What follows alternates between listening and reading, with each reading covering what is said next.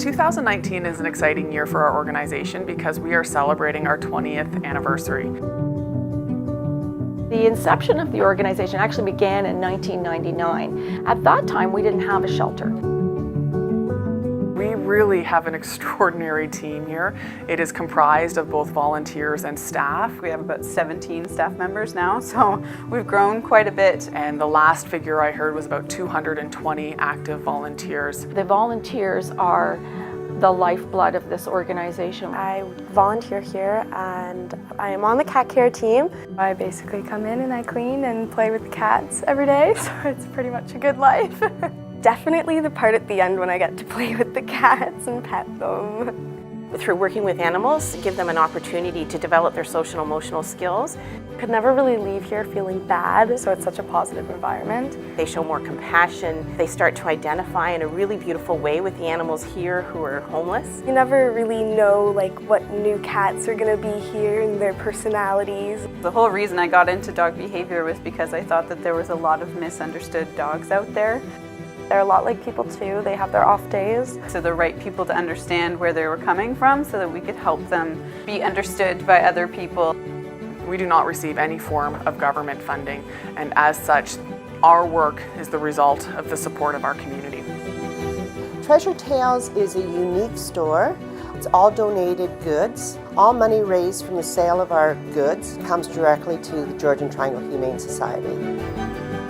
People come in on a daily basis because they feel inspired to give because of the love of their animals or a story that they've heard. I'm the pro representative for Royal Canin, and Georgian Triangle Humane Society is one of my shelter accounts. Over the last 20 years, we have impacted the lives of over 10,000 pets and people in our community. Georgian Triangle Humane Society shares the same values as Royal Canin, which is a pet-first philosophy. Their health and well-being is our priority.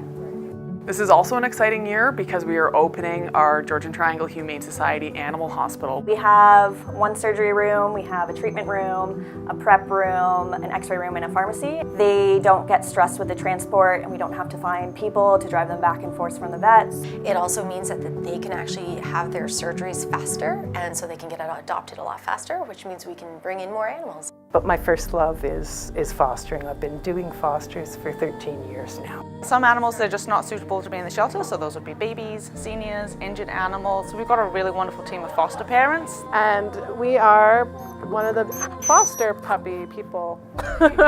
It's a lot of fun. It's watching them and having this, seeing them grow. And we bottle fed and fed them and raised them. And then you get to the point where you have to return them to the shelter. That was hard the first few times. I'm actually what you call a failed foster. So one of my foster kittens that I took home, I adopted. He came from northern Manitoba with 7 other orphan puppies. They had no mom.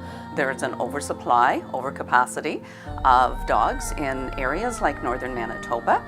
And we have a great community of adopters. Since volunteering here, getting Lily, with adopting, you are giving a dog that might not have a home. The amount of love that you get off an adopted animal and the happiness that you can see is just so worth it. We have 5 fur babies. Dogs particularly, and cats, they serve a purpose just from an emotional health. If I didn't have him, I don't know where I would be. He's my baby, he's my best friend. I couldn't afford to pay for his surgery. He broke his leg and I couldn't afford it, so I had to surrender him.